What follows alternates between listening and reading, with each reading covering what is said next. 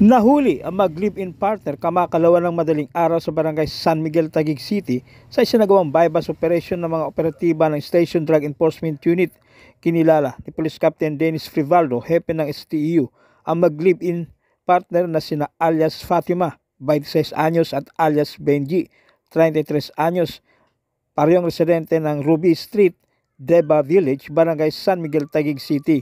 Matagumpay ang pagkakahuli sa mga ito pagkatapos maaktuhan na nagbebenta umano ng heat seal transparent plastic sachet na naglalaman ng white crystalline substance na hininalang shabu na may bigat na humigit kumulang 55 gramo na nagkakalaga ng 374,000 pesos, isang peraso ng genuine 500 peso bill, 7 1,000 peso budel money, isang unit ng cellular phone na ginagamit sa kanilang mga transaksyon, at isang digital na timbangan.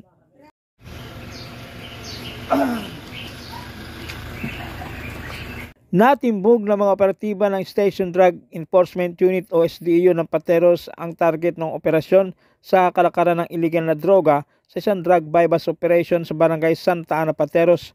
Ayon sa ulat ni Police Lieutenant Napoleon Tongco, hepe ng SDEU, bandang alas 11:20 ng gabi kahapon nang ikasa ang bypass sa Iraga Street, Santa Ana. Sa report ng pulisya, ang mismong target na suspek ay kilalang tulak sa naturang lugar at nagpositibo sa test buy ng isang police asset. Kinilala ng pulisya ang suspek na si alias Nono, residente sa nasabing barangay.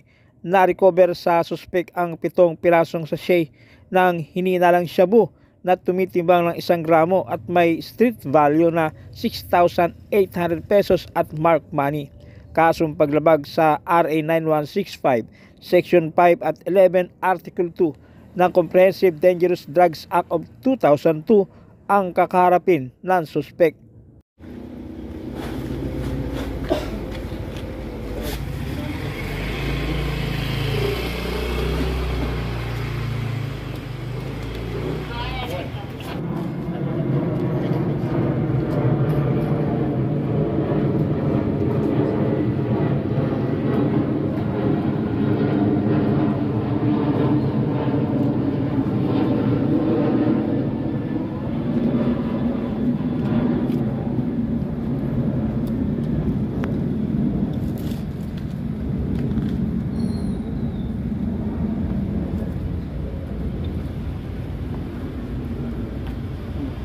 Ilan niya? Hindi mo naman sa kung hindi nito niya. 2, 4, 5, 6 sir. 6 na piraso? Oo. Para hindi mahalo. Yun na lang yan? Oo. Wala na sir. 6 lang. Okay nga na. Pero kanina.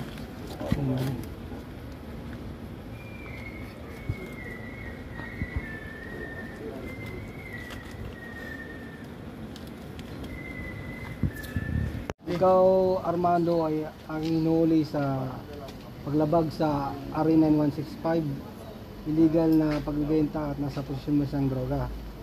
Ikaw ay magkarapatang manahimik at magsawalang tibo. Ano man ang iyong sabihin ay maaaring gamitin pabor o laban sa iyo sa anumang hukuman sa Pilipinas.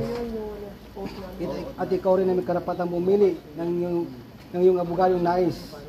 At kung ikaw walang kakayanan, ang gobyerno magkakaloob sa iyo ng isa. Naintindihan mo ba yung mga karapatan?